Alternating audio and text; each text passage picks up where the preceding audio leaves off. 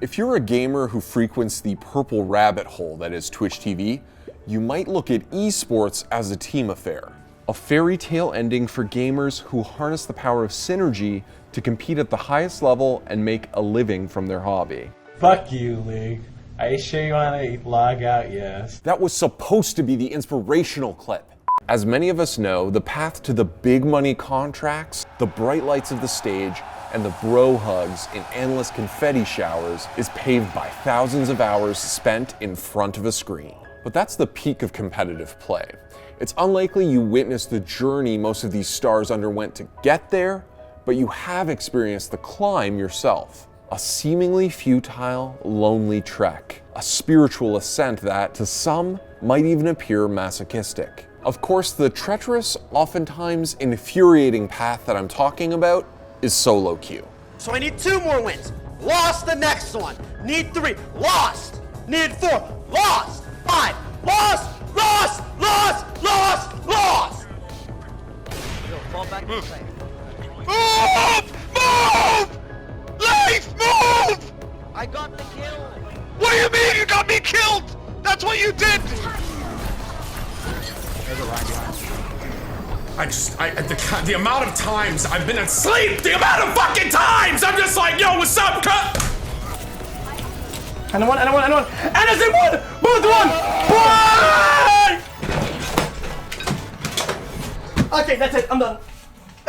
So where did this ranking ladder that we formed a love-hate relationship with come from? Well, competitive matchmaking actually dates back about as far as the early 1990s. And one of the first titles that featured an online multiplayer mode was Doom, often heralded as the original bar setter for FPS. But as innovative as Doom was in 1993, its method of enabling multiplayer was actually pretty archaic. The game's README file contained instructions on how to properly share IP addresses with the person you wanted to play with, which was a little advanced for your average gamer in 1993. What's that supposed to mean, huh? What the fuck's that supposed to mean? Anyway, after Doom successfully laid the groundwork for player versus player in shooters, id Software saw that the next natural step in the genre was a more organized competitive experience, which ultimately led to the release of Quake. Quake is a truly three-dimensional simulation of combat. Are you fucking high? Quake was the first FPS to release with multiplayer directly out of the box, allowing players to add dedicated server addresses to an in-game address book. That being said, it was still a battle trying to find IPs, so a lot of gaming clans would store multiplayer information on third-party websites to facilitate matchmaking. As the game became more popular and its community grew, third-party applications like QSpy, later GameSpy, began to emerge, making it far easier for players to browse servers and locate matches. People were finally able to play against each other, and it was great.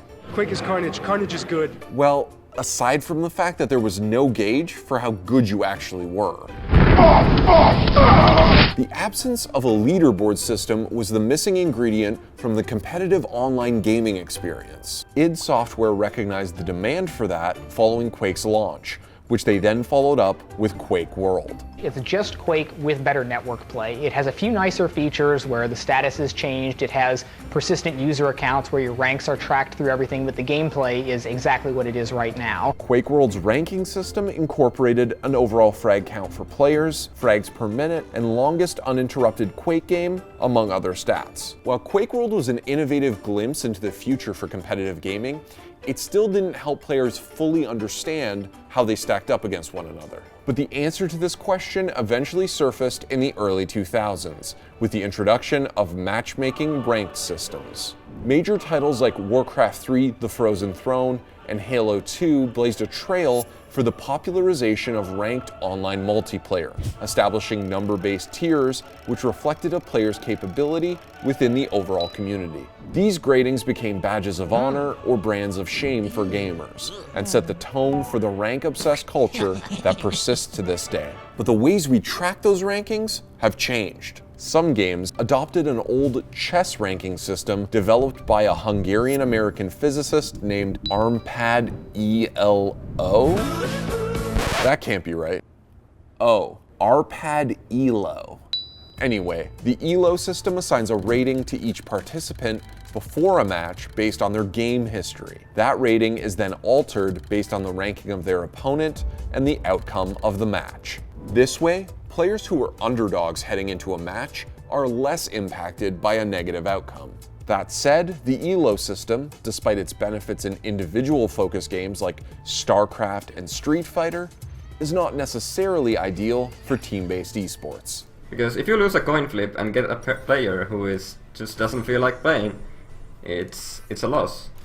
Like, as you can see, one person can lose you a game, but one person can't win you a game. In League of Legends, though your ELO number is hidden, the current ranking model is based on tiers. They range from bronze to challenger, and your path through the ladder is influenced by your ELO. Whether you're a basement-dwelling scrub or an LCS hopeful, we all play on the same schoolyard. And although not everyone agrees with their personal ranking, the only way to improve it is to throw yourself back into the queue. We're gonna go wait in line. Maybe we'll hang out later? There's no chance of that happening. Sounds good.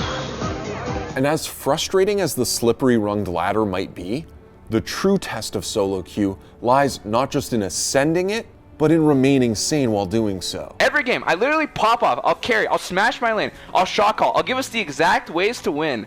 And people still, like, they're literally headless chickens. They just run it down. Oh. Okay, Blizzard! Can you explain to me how this hook lands? He pulled me through a bus! All you guys fucking do is you go to Reddit all day. I died as an AD carry. Why can't I be the best at team fighting?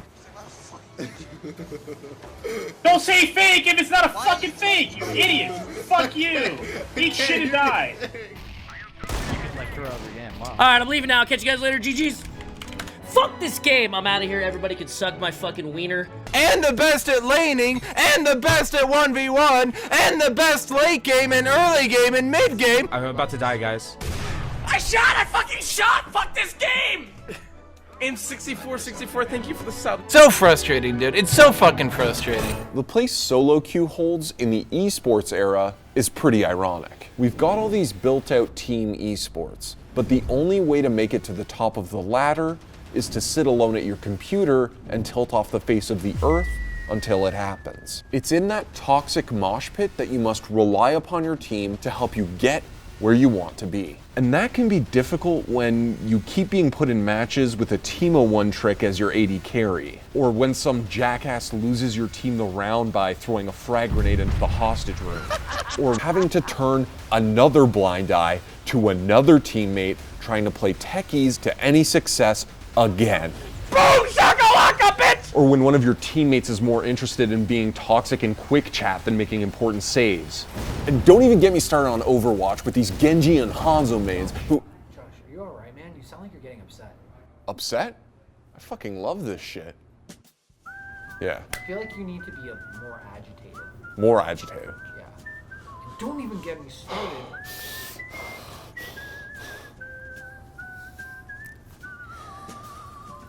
Try to get very angry, like a Russian bear.